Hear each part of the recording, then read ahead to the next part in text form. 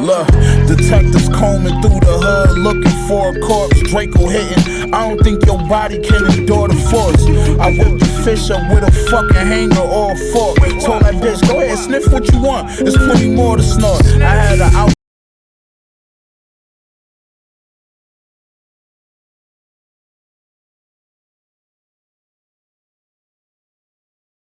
to kill with former U.S. Army Staff Sergeant Michael Cook. How we doing, buddy? Hey, doing well, Nick. Thanks for having me, man. Absolutely. It's a pleasure to have you on. So, yeah, we were just talking offline. We got a book coming. We do. Yep. Life and Death at Abbey Gate, coming out with Casemate Publishers. So I'm guessing by the time this podcast comes out, it'll be up for pre-sale, but release mid-February. So, yeah, looking forward to that. Now, this is your first book? It is, yeah. I don't come from a writing background, so this was quite a journey for me. But had a lot of really great guidance from the veteran community, and turned out a pretty good product. So really proud of it. So what made you just even what motivated you to write it, bro? You don't come from a background. Tell me about it. Man, so many different reasons. It was just a hell of a story, and I know we'll get into it, but helping my friends Abdul and Mohammed get out of Kabul, get through Abbey Gate at Aicardi Airport was just an absolute hellacious journey for them. So it was just a story that I thought needed to be told. Also, there's been a lot of heroes that have come out of that whole situation, and a lot of them have already been named, and rightfully so. There was a lot of guys that their names still haven't come out that did some pretty heroic shit. So, I was lucky enough to be able to interview them and get their side of the story. So I'm just thrilled to be able to tell their stories as well. So it really just hit you different, and you felt like it had to be told the right way. Gotcha. I can respect that. Of course. Yeah, for sure. Okay. So why don't we get your story out there a little bit? Talk to me about joining the military, the whys, how it went, and where you were. So I grew up Ann Arbor, Michigan. Didn't come from a military background at all. I think a great grandfather was in the Civil War and ended up being a POW, but like that's probably the closest relative I have that served our country. But I grew up playing hockey, so I was always a big team guy. So played hockey in high school, played hockey in college, and then I got right out of college, got a job, but like felt like something was missing, right? And didn't really know what that calling was. But the military had always been in the back of my mind. So at the spry age of 28 years old, shipped off to Fort Benning and went through basic training, which was, quite interesting as a 28-year-old. Of course. I'm sure you saw right through it. No, it was looking back now is quite hilarious. And I'd like to go back to those moments sometimes. Right. It's funny looking back at it from like this point of view. Oh, geez, that's what was going on. Yeah, no, it's just absolutely. You think about getting yelled at by the drill sergeants, and then you think about them closing the door and probably just busting up laughing. Oh yeah, immediately. absolutely, dude. Because at the moment you're not thinking of that, dude. You're just like, where am I? What am I doing? Was this a good decision? What are we doing next? It's your head's all over the place. So yeah, absolutely, man. Especially like I had a good job. So showing up there, it's just like that total moment of like, what am I doing, man? This could go wrong quickly. Exactly. So you just really had an empty feeling, huh? You felt like, for me, when everyone asks me that, I always go to 9/11 because I know that's a generic answer, but at a young, it meant something to me, man. Was I in 5th grade? I remember it still. I remember where I was, and I remember. It's weird because I started this podcast. Dude, I'm not a person that talks. I didn't think so, at least. I never thought of doing a podcast, but I did a interview on. Do you know the Soft White Underbelly on YouTube? I don't know. So it's a platform that just interviews certain individuals all over the spectrum. He has, for some reason, he has a lot of crackheads, but that's not the whole. He has mobsters. He has businessmen. He tries to show just like it's the underbelly of the United States, the working man, the blue collar man, or exactly what's going on in the world. And I've always watched his channel, and all of a sudden he started having veterans on. Mhm. And the 2 or 3 vets that he had on, dude, were just absolutely bullshitting. They were telling someone else's story. They weren't really vets, and that really bothers me. Because it puts us in a certain light. And if you're going to tell the story right. And they were kind of slandering all over the place. So I sent him a little message, and I'm surprised he answered right away. And he had me do like a little intro video. And right away he called me, and I did an intro on there, and it went I think it went pretty viral. I think it has like 800,000 views right now. But Nice. yeah, so I did that, and then all of a sudden I realized I could talk about veteran stuff. And I mean, there's a lot going on in our community that needs awareness brought to it, or needs a light shined on it. And hopefully I can do that through this podcast. So I don't know where I just told you this, but we were talking about joining, why they joined. Yeah. So anyways, you're compare this with the book. You were an engineer. Yep. Do you go to, where is job school after? How do you guys do it? I'm not. Yeah, so it's different based on what specific MOS you had. But I went to Fort Benning for basic training, and then I went to Gulfport, Mississippi for our AIT to train with the CBs. Oh, gotcha. Okay. Yeah. How'd that go? Fine, easy. Just wanted to get the hell out of there. It's Mississippi in the summer, so it's just yucky. Miserable.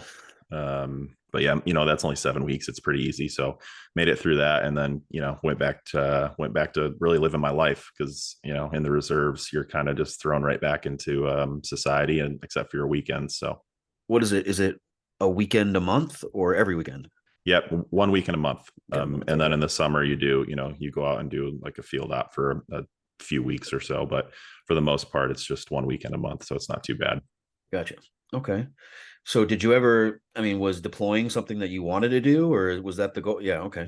I mean, that was always in the back of my mind. As a reservist, you never quite know what you're going to get, if anything. But I do remember, the private news network started chattering a little bit of possible deployment, right? And you can never take that for what it's worth, but they were right that time.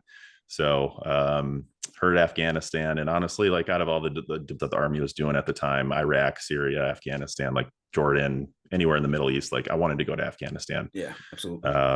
Just I knew that it was a beautiful country with just a rich history, and absolutely, just very unique situation. It's funny you say that, dude, because I never did any kind of research on Afghanistan, but dude, they actually have a very rich history. Like there was props over there at one point. It looked completely Helmand was different, dude. It did not look like how it looked when I got there.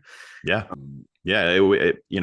In before the Taliban took it over, is looking like a Western city almost. Yeah, crazy, dude.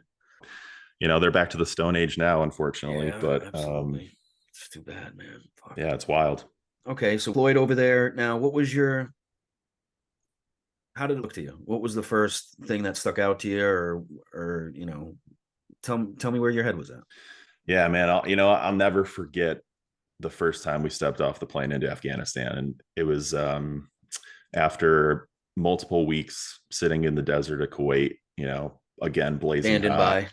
Yeah, just doing nothing except overheating. And so we land at Bagram in the middle of the night, so you go from hot desert to just like cool mountain air, and it's probably mid 50s, and it just felt so good. And as we're walking down the tarmac, like 2 fighter jets are taking off like right next to us, and just flames shooting out everywhere, and we're just like, hell yeah, this is awesome. This is this is where I park my car. Yeah, exactly. So honestly, had a really great deployment. We were at Bagram for just a few days, and then we really all got split up into platoon and squad size elements all over the country. But I first went up north to Mazar Sharif, to a German run NATO base with my platoon. We were there for 2-3 months, I think. And then spent the rest of the deployment down at Camp Moorhead, which is a little south of Kabul. That's where the ANA commandos train. So we, being out there was pretty cool. Just, anytime you're on a special forces camp and there's not as many rules and it's a little more laid back, it's always a good time. So, Absolutely. but back at up in Mazar Sharif at Camp Marmel on the base, that's where really the story started. Okay. And that's where I met Abdul and Mohammed, who are guys that we worked with. They were contractors. So they weren't interpreters, they were contractors. Correct. Yeah. Okay. Because, as engineers, like our main mission up there was we were constantly just building, whatever, bee huts and jocks and, whatever the military needed. Yep. So going through a military pipeline can be very time consuming. But being able to buy materials from contractors like them saved us a ton of time. So anything we needed, we just went to them. Really? And they were able to provide us with everything. So do you know where they sourced it from? No idea. I mean, guys, they just local Afghans would show up on, jingle trucks with just made it of whatever, those trucks trip me out, dude. And a briefcase of money would be exchanged. And, it was interesting, but who knows where that's going to go. Yeah. Yeah. But honestly, great guys. And we really developed a friendship, and it was so much more than just a working relationship. Like, these dudes were our friends, and they were, always wanted to bring us homemade food and just really took care of us. So, fast forward to, that was in 2019 and 2020 when I was in Afghanistan. Fast forward to summer of 21 when the Taliban has all of Afghanistan, or has Kabul surrounded, and, pretty much the rest of Afghanistan. That's really where the story kicks off. And Abdul calls me on FaceTime and just was like, brother, I need your help. So we had just a hell of a time, guiding them through the airport and trying to get them out through Abbey Gate. So their story is quite incredible. So I'm lucky to be able to tell it. Back to what you said about how they gave the food and little things like that. I told people back home stories of eating with them and how much it meant to us when we did eat with them, because, bro, these people have nothing. To them, it is such a huge thing that we would give them extra lumber just so they could heat their houses in the winter. I mean, I don't even know how they got the food, dude. Yeah, like the money. It's extremely poor country. So when you sit down to eat with these people, it really means something, and it's that they understand why we're here to a certain degree. And I don't know. They'd give you the shirt right off their back. Guaranteed. That's what I mean. The most hospitable people ever. There was a point during the evacuation where Abdul and Mohammed were just right in the thick of it at Abbey Gate. And, we've all seen the videos of Abbey Gate. It was an absolute shit show. And comms were shit because, we're jamming signals just to avoid IEDs and, anything like that. So any phone call you could get through was just incredibly valuable, right? But I'd get him on the phone just trying to figure out where he was at. And the first thing he would say is, hey brother, how's your family? Worried about I'm like, Abdul, shut up and tell me where you are and tell me what's going on. It's like, it's just so ingrained. Yeah. Yeah, it's crazy. Just trying to explain. It's so hard to try to put adjectives and just explain how it was over there. That's why I tried to ask you just what you felt. And I don't know. So I was very, very isolated in Helmand, and there was probably about 4 patrol bases that we were on Route 606 and Route 1. And I was a corporal or lance corporal at the time. And they'd always ask for us to volunteer to go out to these patrol bases with the ANA to show them how to, operate in the area, to, fight the Taliban and protect themselves. These people would so we'd get into a tick or two or a firefight or two with these guys. And afterwards they would just make a point to somehow find food, bring it to us.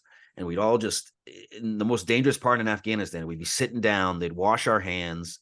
The food would be in the middle. They would just make a show of it. And it hit for me, man. I had never seen something like that. And just the way they carried themselves, just, it really showed me another side of life, man. Yeah. And a proud people too. I mean, these people are proud as hell of their country and fought their asses off for their country. So, and I know a lot of people have talked about Biden's speech, and not to get political on here No, at all, but go for it. you know, Biden's speech saying that, you know, the ANA wouldn't stand up and fight for themselves is why That's the Taliban took over, is just so gutless. And ignorant. I did write a little bit about that in the book because I was, you know, really frustrated at that comment.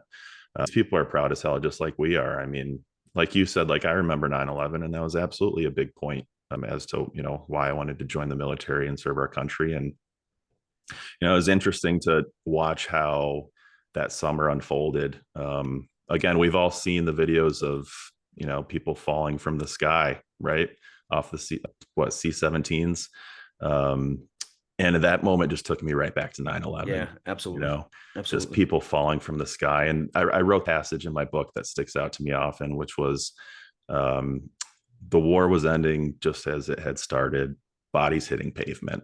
And, you know, I've talked to some of the Marines that, you know, were right there on the runway and, you know, went up to those bodies and they were still smoking when they got up to them. And these are, imagine being that desperate. That's what I mean. Imagine being in that head. Like we can't even comprehend it. Like they knew that was the only option. Dumb. That was the only option. They knew what was going to happen. Yeah. The risks they were taking holding onto that plane, and they decided that it was worth it.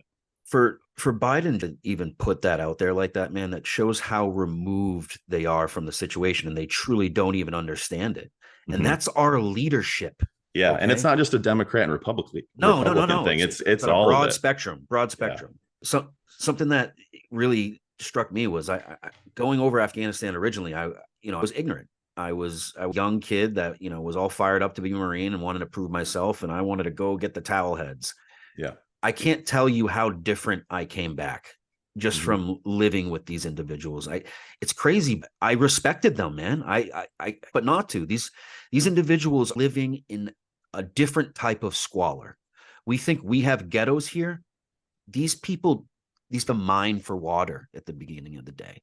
Okay. There's no such thing as water bottles. There's no such thing as just bathroom. Like it's a different type of life over there. And yeah. Anybody that thinks they have it bad here, you know, you don't understand. You don't. You don't. So I can really understand wanting to write a book about this, man, because trying to just explain to people what happened over there, it needs to be done properly. And excited to read your book, but give me some more of the motivation, man. Tell me your story. Tell me more about these individuals and how they.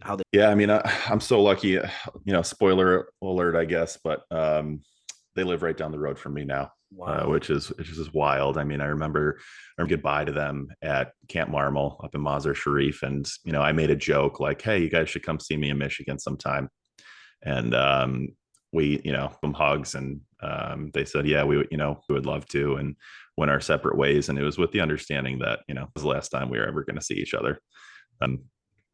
So that, you know, to have them here just means the world to me. You know, when the test started closing in Kabul, and Abdul FaceTimed me and asked for help, like I said at the beginning, I was sitting right where I am right now. I was sitting with my mother, and my mom was just a little off screen, and Abdul was holding his 2-year-old little girl, and my mom just started losing it, man. And I started, you know, I was trying to keep it together, of course, because we both knew what this little girl's future was. You know, it was non-existent at that point. Absolutely. She was never gonna go to school. She was never gonna have a job. She was never really gonna leave her house without a male escort or anything. Her life was over. It was never. Yeah, that's what it was. So it was, yeah, kind of at that point where, you know, he was like, "Brother, I need your help." And after we hung up, I looked at my mom. I was like, "I don't think that there's anything I can do." And this is before I knew about any of the SIV system. This is before I had ever heard of that, you know, the digital Dunkirk network of online veterans working to get our allies out. It was before any of that. And I guess I'll just kind of tell you a little bit more about the story and how it led up to the evacuation was. So Abdul had obviously done his research on the SIV program and enlightened me about it, and just kind of went over a few of the documents that he would be needing. So I started going through the documents and trying to, you know, figure out what I could fill out for him, what I would need to gather to fill out these documents. And man, these things are incredibly difficult. Incredibly difficult. I'm an American. I have a master's degree, and I had a tough time with them. Like these, of course. and they're the lucky ones because they speak English and, can write a little bit. But there's a lot of Afghan allies, that serve shoulder to shoulder with us that don't speak English and can't write in English, and they would have had no chance to fill out these documents. I mean, it was. But one of the first things they needed was an HR recommendation letter from a direct superior. Okay. And I wasn't a superior to Abdul, so I couldn't write it.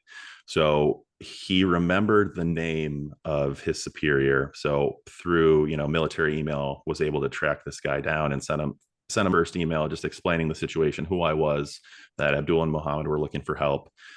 He didn't respond. And obviously we don't have a ton of time here, right? The Taliban is taking over Kabul as we speak. And so I think the next day I sent him another letter, another email, and finally got a response from the guy. And his response was just so gutless. And in the book, I changed his name because I talk so ill of him. But he said, "I don't think I can write the letter. I'm worried about my security clearance and what this might mean for my career." Something along the lines of that. I think I'm probably misquoting slightly, but it was just fucking gutless. And so throughout the whole digital Dunkirk network and the whole evacuation, we saw a ton of people stepping up and, putting their rank on the line to do what was right for another human being. You don't see that enough nowadays, honestly. Yeah. So to see this guy say that just, made my spine tingle. So I didn't tell Abdul right away because, that would have just put us dead in the water. But I said, "Hey, I haven't heard from this guy yet. Let's, give it a little more time." And I was just trying to think of other options. Luckily, we were able to get a different superior, ended up writing one, fast forward a little bit. So we were back on track. But yeah, it was a setback, and I, was just very disappointed in this guy. So we had the recommendation letter.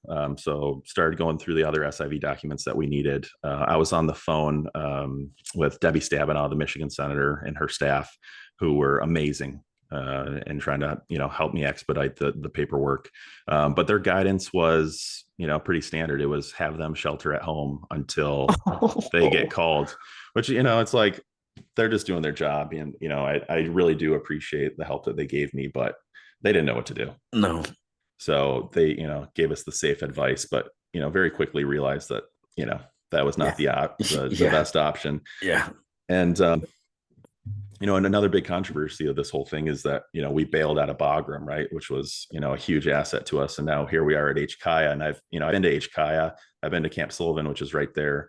And I knew that they only had one runway, and I'm doing like the mental math in my head of the one runway, the very short amount of people. Yeah. The short time period and the amount of people, and the math didn't add up. Right. So I'm like, dude, we cannot sit at home and wait to get called. Like, you need to get your asses there. Yeah, absolutely. And I don't know what's going to happen, but we just got to try to get in. Good call.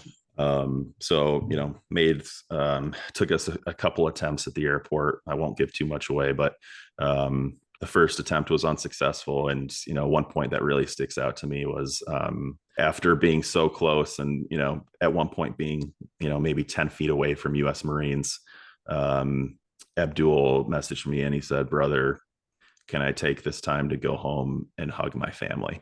Because he had been standing in knee deep shit water for who knows how long, 12, 14 hours at this point. And it just, it hurt me right in my gut. And I said, "Yeah, man, go home and hug your family, and I'm going to keep trying for you."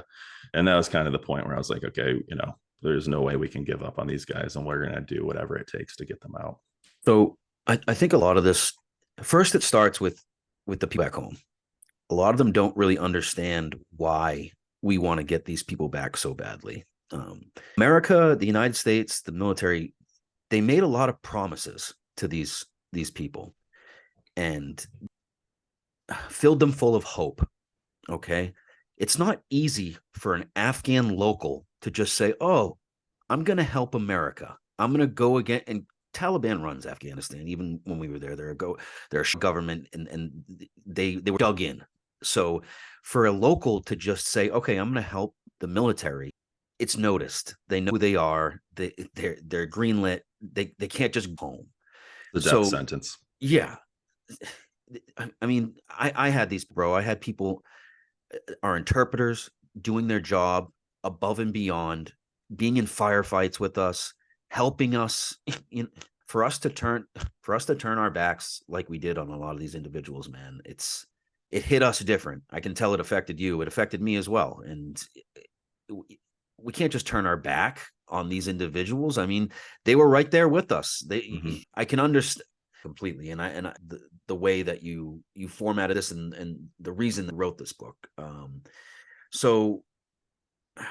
And another just to add on there is like the message that it sends to the rest of the world for eternity. Work with us and we'll run you up the flagpole, we're going to hang you out to dry after 20 years. It's just pathetic.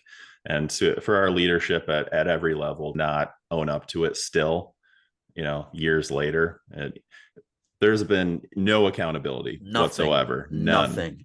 It was actually a huge victory, apparently.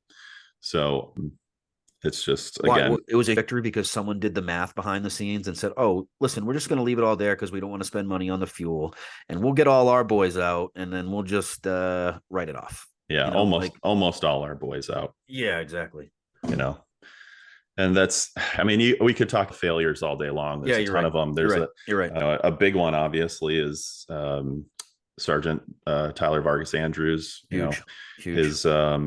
His testimony says that he identified the positive bomber. identification, positive ID, confirmed ID by psyops by multiple different levels. Did exactly what he was told to do. Radioed it in, and he got a. Don't know. We don't know who has the authority to give you that order. As you said earlier, it's crazy. Someone has to put themselves on the line and say, "Do it," and I'll deal with it. It has to be dealt with afterwards. Someone's got to make that call. Wrong on so many different levels. Yeah. Yep. And I've talked about this before in the podcast, and I hate to Monday morning quarterback this, but you can't help but look at this from the outside looking in. I mean, it was a leadership decision. I mean, for there to be no accountability still. Yeah.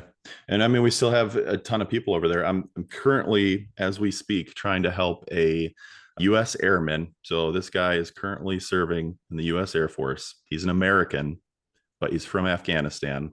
His mother, his sister, and his grandmother are currently still stuck in Kabul, and nobody will help this guy get them out. This is a U.S. airman. Put his name currently serving.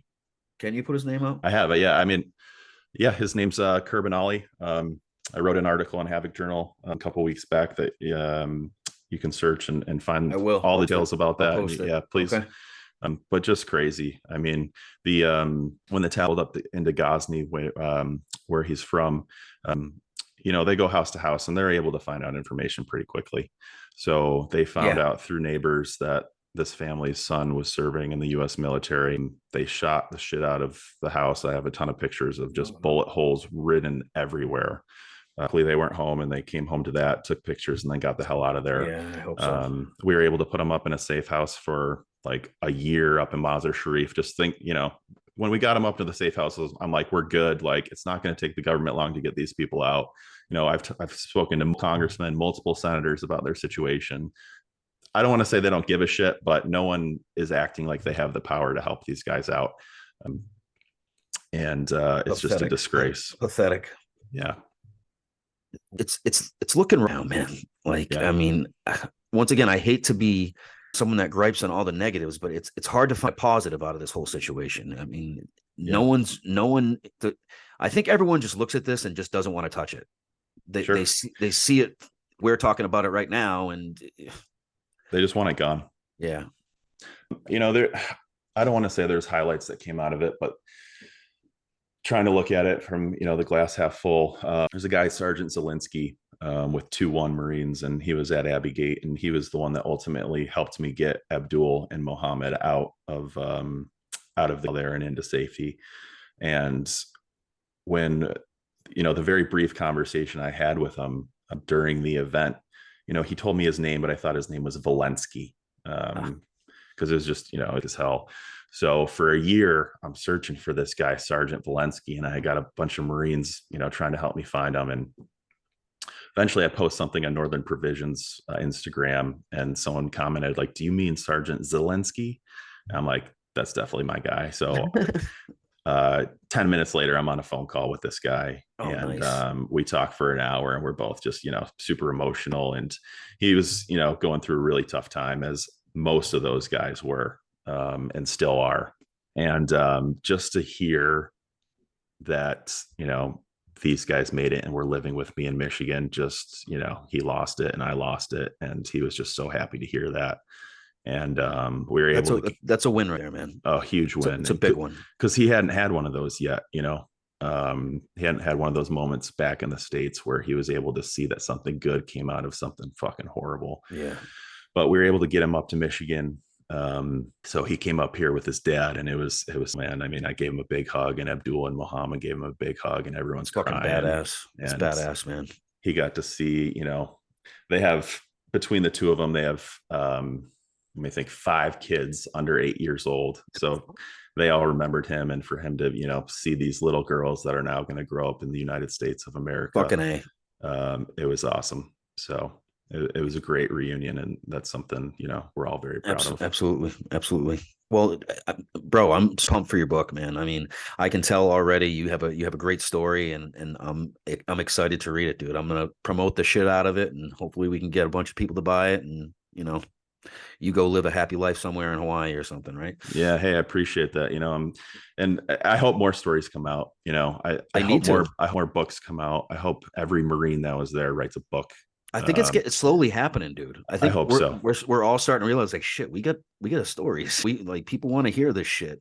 But a lot of people had old mentality, man. A lot of people have that, don't talk about it. And yeah, I mean, I'm sure you came through that generation as well. And I mean, it's kind of something that kind of fallen down, and people are realizing, like, hey, we can talk about this stuff, and we can tell that we went through. And because if we don't, nobody is going to, the news or the wrong or it's going to be misinterpreted the wrong way, or it's going to be told the wrong. Yeah, you're exactly right. The government's trying to sweep Afghanistan under the rug. The media is not reporting on it anymore. It's literally up to us as veterans to put the stories out there. Absolutely. So we don't forget. Absolutely. So what's the date again? Put the dates out again. When's it coming out? So pre-sale starts December 15th. You can buy it on Amazon, Barnes and Noble, anywhere you buy your books. You'll be able to find it there online for pre-sale. And then it comes out, I believe, February 22nd is the actual release, where we'll be shipping books. Awesome. You think you'll do one after this? Hope not. No. But, we'll see. Gotcha. Hope not. It's been a process, I see. Awesome. Yeah, no, it was a real pleasure to write it, and really helped me mentally process the whole situation. So again, I hope every veteran out there, their story, because it really does help a lot. When you say that, man, that's the podcast for me. I didn't realize that this would be the best form of therapy I could ever have. Just talking to like-minded individuals and putting our stuff out there just really, really helps me. More than one of my main gripes is I had a lot of issues for the right psychiatrist or mental health individual, because they don't really understand this stuff. A lot of them don't come from this life. They weren't over there. They don't get it. And it's different for me to talk to people that don't really understand it on level. So when I talk to like-minded individuals, I love this stuff. This really helps me, and I can see that was the book for you. So I'm happy that that could happen for you. Totally agree. And I do a podcast as well with a very good friend, Beth Bailey, who's just an excellent reporter. So it's called the Afghanistan Project Podcast. Awesome. It really started out as like trying to give resources to Afghans that are still stuck, trying to figure out what they qualify for. So it kind of started as that, and it's really morphed into letting veterans tell their story from HKIA, which I think has helped a lot of people as well. So that's a passion project for both me and Beth, and we're going to keep doing that as well. I had Dalton Hannigan on my a few episodes ago, and maybe I'll try to hook you up with him. He has stories for days, man. He's a fucking awesome individual. Yeah, he was. I was recently at the event out in DC, he was there too. But yeah, we would love to have him on our show for sure. Definitely. I'll definitely poke you guys up. Awesome. Well, brother, I'm looking forward to this book. I'll definitely do some promotion for you. Send some stuff my way. I'll definitely post it. And we'll make sure to get that on the right time for you. No problem on that end. And Yeah, I'd love to have you show again. Maybe after it comes out, we can talk about it a little more in depth. When your story's out there, so we're not spoiling anything, and Sure. maybe explain it a little bit more for the people from your point of view. And we'll get after it that way. But I want to thank you for coming on the show, man. If you want to plug anything, man, go ahead and shout out your podcast or where they can find you, your handle, whatever. Yeah, you can find me on Instagram. It's Michael Cook 89. It's Mikael. And then you can find us on YouTube for the podcast. Again, it's the Afghanistan Project podcast. And then the book is called Life and Death at Abbey Gate, available wherever you buy your books. Roger that. Well, you heard it there, guys. Hard to Kill, episode 81. Michael Cook, Staff Sergeant, U.S. Army. Thanks for coming on, brother. And we're looking forward for the book and looking forward to talking to you again, my friend. Yes, sir. Thank you. All right. Have a good night, my friend. You too.